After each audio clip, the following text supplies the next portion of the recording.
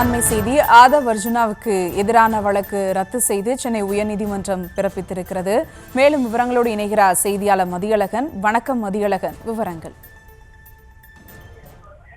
கரூர் கூட்ட நெரிசல் மரண சம்பவத்தை அடுத்து தமிழக அரசை விமர்சித்து தனது எக்ஸ் வலைதள பக்கத்தில் தாவேகாவினுடைய தேர்தல் மேலாண்மை பிரிவு பொதுச் செயலாளர் ஆதவ் அர்ஜுனா பதிவு ஒன்றை இட்டிருந்தார். அதில் நேபாளம் மற்றும் இலங்கையை போல ஜல்லிக்கட்டு போராட்டம் தமிழகத்தில் வெடிக்கும் என்று குறிப்பிட்டிருந்தார். பின்னர் இந்த பதிவை அவர் உடனடியாக நீக்கியிருந்தார். இந்த நிலையில் இந்த பதிவு தொடர்பாக ஆதவ் அர்ஜுனா மீது சென்னை போலீசார் வழக்கு பதிவு செய்திருந்தனர். அந்த வழக்கை ரத்து செய்ய கோரி ஆதவ் அர்ஜுனா சார்பில் சென்னை நீதிமன்றத்தில் மனு தாக்கல் செய்யப்பட்டது.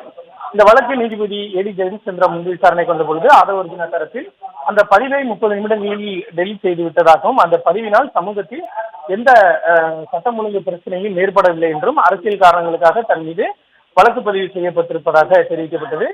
காவல்துறையை பொறுத்தவரை ஆதவ் அர்ஜுனாவினுடைய அந்த பதிவு டெலீட் செய்யப்படுவதற்கு முன்பாக 1 லட்சம் பேர் வரை பார்த்துள்ளதாகவும், இது வன்முறையை தூண்டும் வகையிலான கருத்து என்றும், இந்த ஆதவ் அர்ஜுனுடைய பதிவு என்பது கருத்து சுதந்திரத்தின் கீழ் வராது என்றும் தெரிவிக்கப்பட்டது. இந்த நிலையில் இந்த வழக்கில் தீர்ப்பு ஒத்திவைக்கப்பட்டிருந்த நிலையில் இன்றைய தினம் நீதிபதி ஏடி ஜெயச்சந்திரா தீர்ப்பளித்தார்.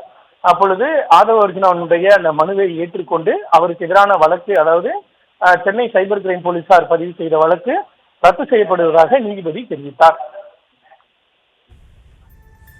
விவரங்களுக்கு நன்றி மதியழகன்.